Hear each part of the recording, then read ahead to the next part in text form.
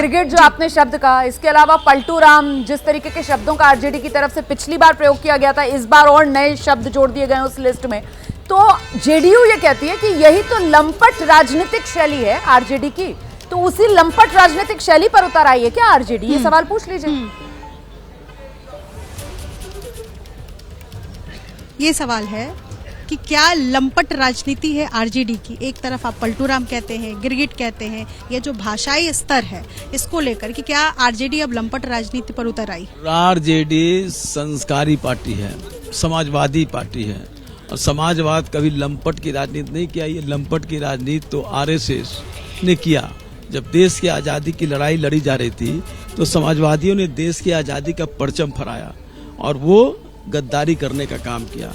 उन्हीं का संस्कार है जो आज भारतीय जनता पार्टी में, इसे लंपट की बात कह करके वो बिहार की और देश की आम जनता और जो हमारे पूर्वजों ने आज़ादी में कुर्बानी दी, हम उनको अपमान करने का काम कर रहे हैं। हम गांधी के अनुयायी हैं, नाथूराम गोडसे सावरकर के अनुयायी नहीं है। ये बड़ी बात कह रहे हैं श्याम रजक जी। करते थे नाथूराम गोडसे लंपटगिरी करते थे, गांधी, लोहिया, अंबेडकर कभी लंपटगिरी नहीं करते थे, अनुशासित काम करते। और हमारे नेता तेजस्वी यादव जी ने सरकार में रह करके, विपक्ष में रह करके अपने संस्कार को, अपने अनुशासन को और अपने संस्कृति को उन्होंने एहसास कराने का काम किया।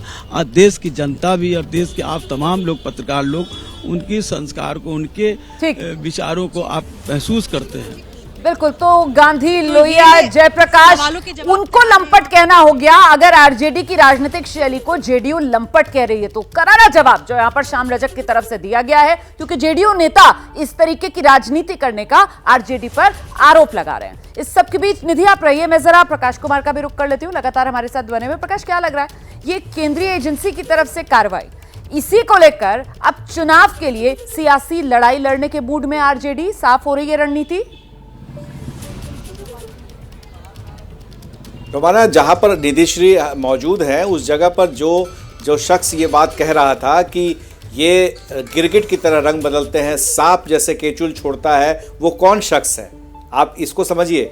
जो हमारे दर्शक देख रहे हैं, शायद उनका नाम सामने नहीं आया है, सुनील कुमार सिंह है। ये आरजेडी के एमएलसी हैं, कोषाध्यक्ष हैं और विधान परिषद में वो उप सचेतक हैं और इनका आमना सामना पहले भी होता रहा था।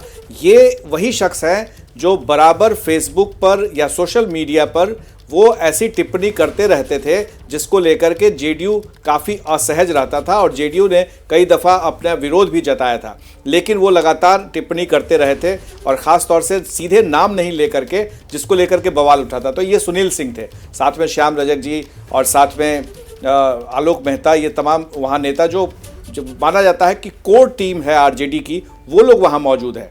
और आपको याद होगा कि लालू यादव जब पहली बार सीबीआई के पूछताछ के लिए जब निकले थे तो उस समय में वो रिक्शे से गए थे और उससे एक अने मार्ग जो है वहाँ से सीबीआई का दफ्तर करीब था और रिक्शे से वो गए थे जब उनसे पूछताछ हुई थी। तो और जब वो जेल से लौटे थे तो हाथी पर बैठ करके लौटे थे। ये वो दृश्य थे जब लालू यादव के ऊपर चारा घोटाला का आरोप लगा था। लेकिन अब जो ईडी जांच कर रही है, ये जब रेल मंत्री थे तो उस वक्त में ये आरोप लगा कि जमीन के बदले नौकरियां दी गई थी।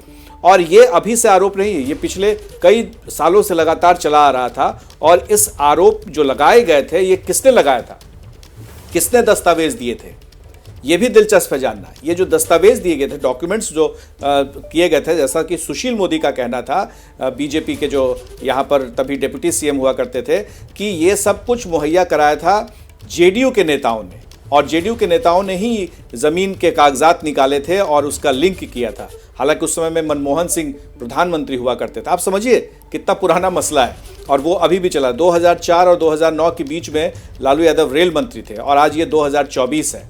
चारा घोटाला 1996 में हुआ था और फैसला कब हुआ था?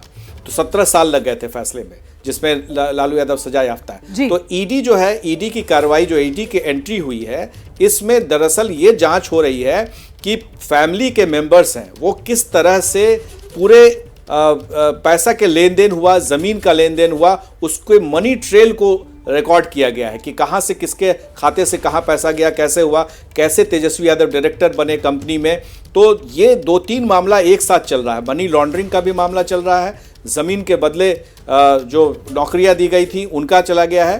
तो इसमें जो मुख्य रूप से जिन 2 लोगों को गिरफ्तार किया गया था उनमें से एक भोला यादव है जो पीएस थे लालू यादव के, और बाद में राबड़ी देवी के, और फिर बाद में एमएलए भी बने थे। वो देखिए रोमाना, ये दर्शक जो देख रहे हैं वो उन्हें जानना जरूरी है कि ये जो भोला यादव और एक अमित कात्याल है, वो जब से पकड़े गए हैं तब से ईडी की कार्रवाई और तेज हो गई है। जाहिर है कि सरकार के बदलने को लेकर मेरा सवाल ये था प्रकाश की केंद्रीय एजेंसी की जो जांच चल रही है उसके जरिए क्या चुनाव के लेकर अपनी सियासी तैयारी यहां पर आरजेडी करती हुई नजर आ रही है? मेरा सवाल ये था। जैसे ही घड़ी का काटा दोपहर 2:30 पे आए, बबीता जी का दिल सास बहू साजिश के लिए मचल जाए। और ये है इनकी बहू, पूरे दिन ऑफिस की टेंशन हो जाए गॉन जब ये करें अपना फेवरेट शो फ्री टाइम पे ऑन। इनकी तरह आप भी देखिए अपना फेवरेट शो अपने टाइम पर और डाउनलोड कीजिए एबीपी लाइव ऐप अपने स्मार्ट टीवी पर।